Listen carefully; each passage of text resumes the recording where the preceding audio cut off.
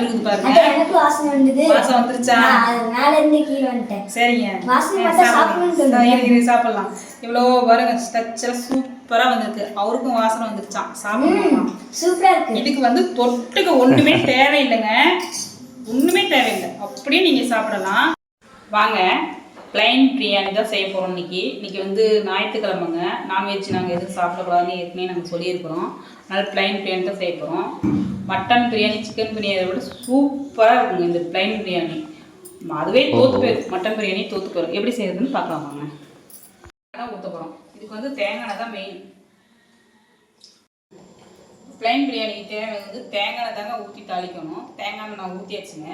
வேறு இந்த ஸ்பைசஸ் எல்லாம் எதுவும் போடக்கூடாதுங்க. பெரிய வெங்காயம் நீட் தான் கட் பண்ணுங்க. இந்த வெங்காயம் வந்து நல்லா கோல்டன் ப்ரௌனாக வறுத்துங்க.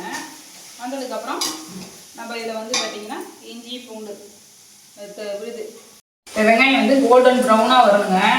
அது நல்லா வளர்த்துக்குள்ளே நம்ம அதுக்கு தேவையான இஞ்சி பூண்டு விழுதெல்லாம் அரைச்சிக்கலாங்க. அப்புறம் பட்டை லவங்கம் கிராம்பு இதெல்லாம் வந்து பொடி பண்ணி வச்சுக்கலாங்க. வேறு இதுக்கு எதுவும் போட போகிறது இல்லைங்க.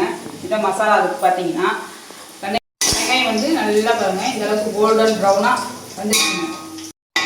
இப்போ வந்துங்க புதினா போட்டுக்கோங்க. இதே வந்து பச்சை மிளகா ஒரு 4 போட்டுக்கிறோங்க. பார்த்தீங்கன்னா பட்டை லவங்கம் கிராம்பு இது 3 பொடி பண்ணதுங்க மசாலா போட்டுக்கிறோங்க.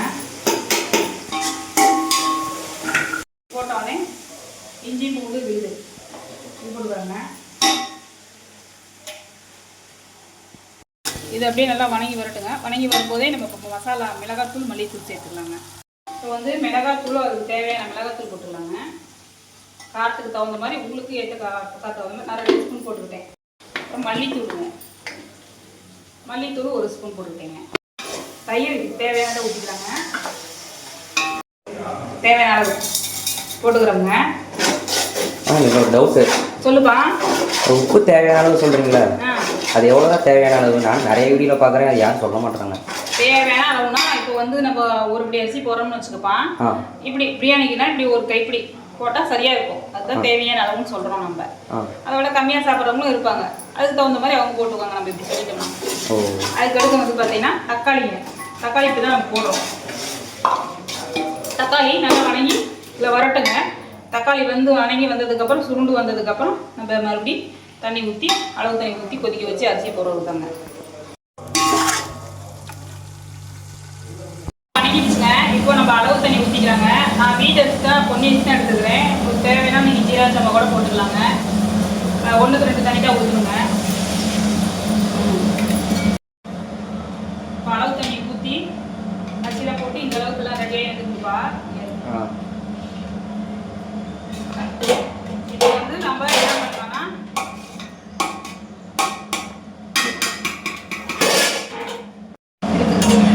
கொஞ்சமாக